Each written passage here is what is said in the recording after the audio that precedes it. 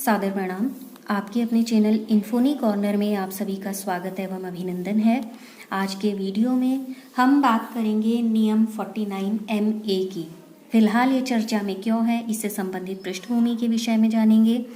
नियम 49MA क्या है और इस नियम के खिलाफ क्या तर्क दिए जा रहे हैं, इन सभी बिंदुओं को आज के वीडियो में जानने की कोशिश करेंगे। सबसे पहले चर्चा क्यों हो रही है? चर्चा इसलिए हो रही है क्योंकि जो चुनाव आयोग है, चुनाव आयोग ईवीएम और वीवीपैट की जो खराबी से संबंधित शिकायतें आती हैं, उन शिकायत को करने के लिए एक मतदाता के खिलाफ मुकदमा चलाने के लिए नियम 49MA को रिविजिट कर सकता है। तो ये है इससे संबंधित यहाँ पर चर्चा का मेन कारण।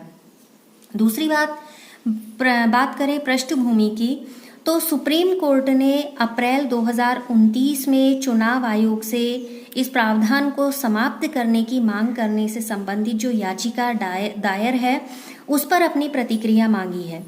याचिका में ईवीएम और वीवीपैट में खराबी का आरोप लगाने वाली शिकायत गलत यदि हो जाती है तो वो शिकायत गलत होने पर एक निर्वाचक के खिलाफ मुकदमा चलाने का प्रावधान है। तो इसी से संबंधित याचिका यहाँ पर डाली गई है और जिसमें सुप्रीम कोर्ट ने इस पर प्रतिक्रिया मांगी है चुनाव आयोग से।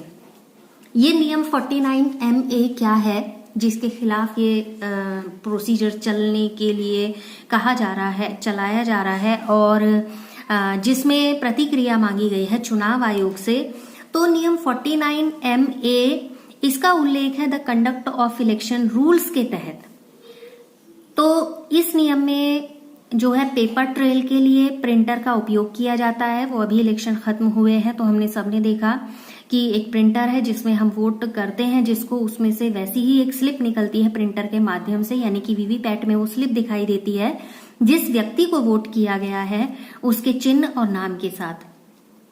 अब यदि कोई मतदाता नियम 49MA के तहत अपना वोट दर्ज करने के बाद ये आरोप लगाए कि प्रिंटर से जो स्लिप निकली है या जो पर्ची निकली है वो उस व्यक्ति की या उस उम्मीदवार की नहीं है जिसे उसने वोट किया है, अब पीठासीन अधिकारी इस झूठी घोषणा करने के परिणाम के बारे में निर्वाचक को चेतावनी दे सकता है और चेतावनी देने के बाद आरोप के अनुसार निर्वाचक से एक लिखित घोषणा पत्र भी ले सकता है, यानी कि लिखित घोषणा मांगेगा कि जो भी उसको वहां पर आपत्ति है कि प्रिंटर से गलत पर्ची या गलत स्लिप निकली है। अब नियमों की रूपरेखा ये है कि अब जब जो भी शिकायत है इसकी जांच होगी। जांच होने के बाद ईवीएम की खराबी के आरोप यदि गलत पाए जाते हैं तो जो शिकायत करता है उस शिकायतकर्ता पर मुकदमा चलाया जा सकता है। अब ये जो गलत शिकायत करने पर मुकदमा चलेगा ये भारतीय दंड संहिता की धारा 117 के तहत चलाया जाएगा, जिसमें है गलत जानकारी प्रस्तुत करने से संबंधित। तो दंड का प्रावधान है, दंड का ये प्रावधान है या तो इस संदर्भ में 6 महीने की जेल हो सकती है या 1000 रुपए का जुर्माना भी हो सकता है या फिर दोनों ही हो सकते हैं। अब जो नियम 49MA है इसके खिलाफ क्या तर्क दिए गए हैं, मतलब जो याचिका दायर है उसमें क्या क्या कहा गया है। उसमें ये कहा गया है कि ये असंवैधानिक है क्योंकि ये ईवीएम और वीवीपैट की खराबी की रिपोर्टिंग करता है। पहली चीज, जब ये वोटिंग मशीन गलत व्यवहार दिखाती है तो आरोप साबित करने का दायित्व मतदाता पर नहीं हो सकता। ऐसे मामलों में निर्वाचक पर जिम्मेदारी डालते हुए संविधान के तहत एक नागरिक को अभिव्यक्ति की स्वतंत्रता के अधिकार का उल्लंघन है। और जब निर्वाचक के नियम 49MA के तहत निर्धारित रूप में एक टेस्ट वोट देने के लिए कहा जाता है तो ये जरूरी नहीं कि दोबारा भी वही परिणाम आए जिनको लेकर यहाँ पर शिकायत की गई है। याचिका में तर्क दिया गया है कि ईवीएम और वीवीपैट के ठीक से काम नहीं करने के मामले में जो वोटर है उसको जवाबदेह बनाने की वजह से शिकायत करने से लोग बचेंगे, और जबकि अगर चुनाव सही कराने हैं तो उसके लिए जरूरी है कि अगर ऑब्जेक्शंस हैं तो उन ऑब्जेक्शंस को किया जाए। अगर जवाबदेह वोटर को ही बना दिया जाएगा तो याचिका में ये कहा गया है कि फिर वोटर शिकायत करने से बचेगा।